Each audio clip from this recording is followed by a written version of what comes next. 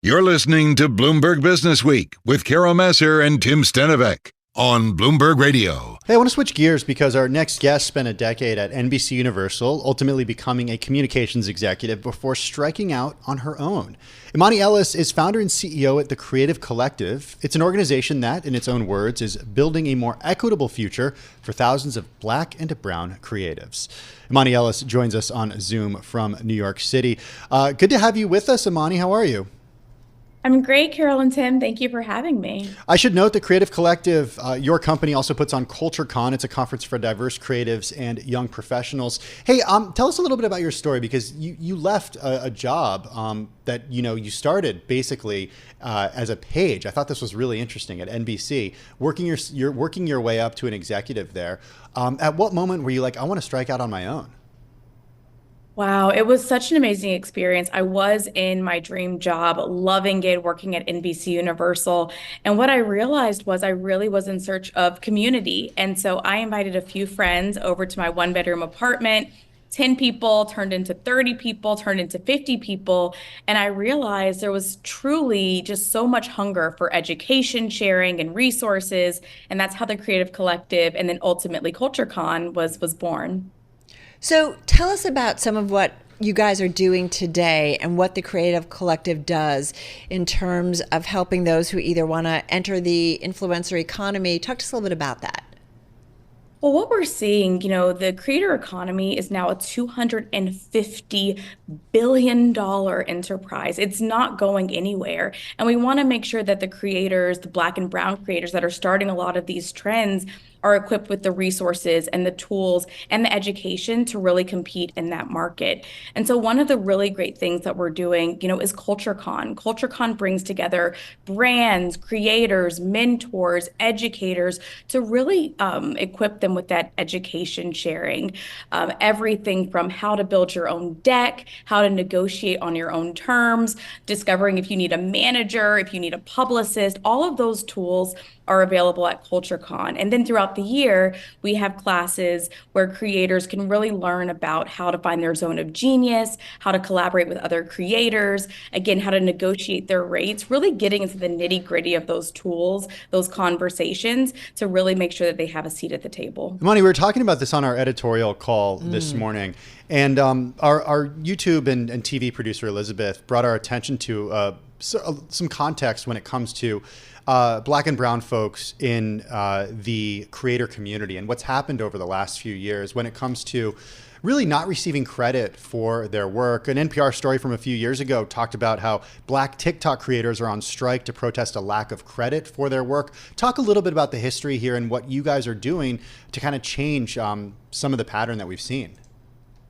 Absolutely. Unfortunately, Black creativity is nothing new, but we really want to make sure that Black creatives are getting credit for all of the contributions that they are giving, to the social platforms.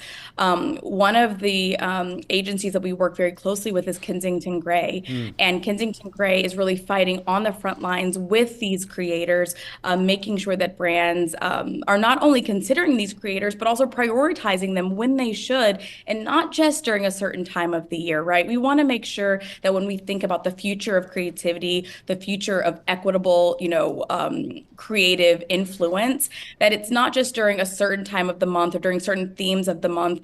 Diverse Black and brown creatives are not just to be pigeonholed, for specific campaigns. They also have lives outside of Black History Month, Indigenous People Month. And for us, it's just really widening the scope of what America looks like, what the world looks like. In that perspective, it's diverse.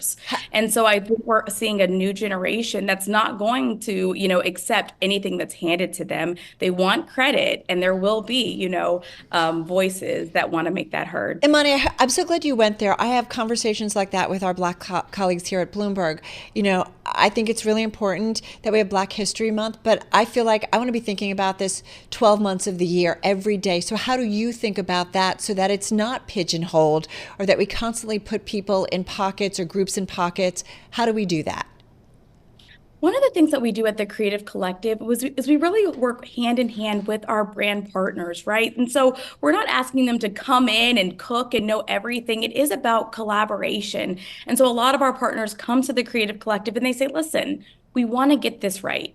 You're in the community. Tell us about the community. And the first thing that we say is, let us show you the work that's already being done. There's no need to reinvent the wheel. If you're looking for creatives that are talking about fashion, we know where to find them. And so I think, again, it's really pivoting. Not that these creatives don't exist. You might just not be looking in the right place. I'm very curious about your business and how you're making this business work. I understand that it's a live events company and you do events throughout the year.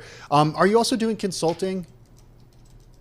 Well, I would say majority of our business does come through our sponsorships and our agency work that we do.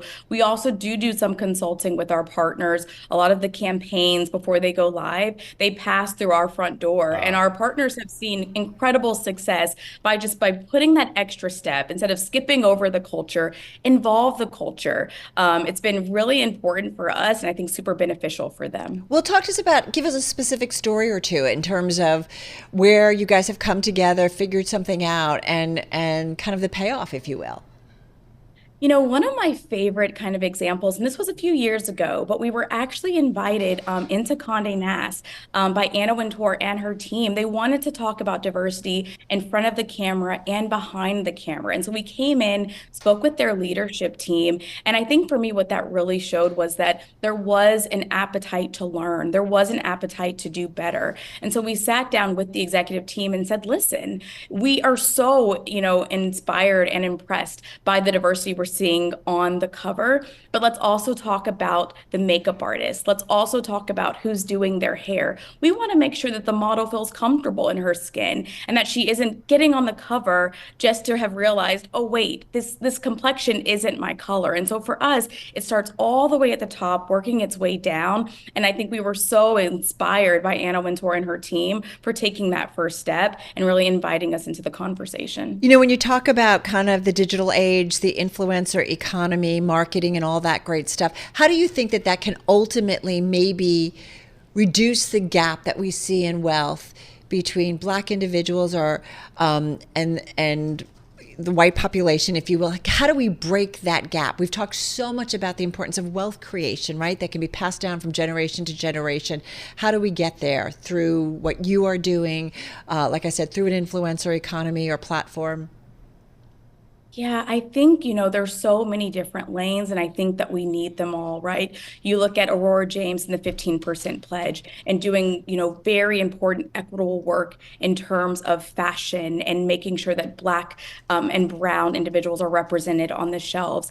At the Creative Collective, we're doing similar work in terms of creative, equitable solutions. And so for us, again, it starts with education. Opening up the doors, opening up the budgets, and making sure that we're not pigeonholing specific people during certain times of the year. I think we're also seeing in terms of creators, they're building their own platforms. The barrier to entry has never been, lower. And now you can build your own audience, monetize your own audience. And so I think we're going to see more creators kind of building their own shows, building their own audiences, selling ebooks, digital courses, merch, and realizing that they can actually be the drivers of their fate. Imani, really cool stuff. Really appreciate you taking the time and joining us on Bloomberg Businessweek. Imani Ellis, founder and CEO at the Creative Collective. They put on CultureCon, a conference for diverse creatives and young professionals.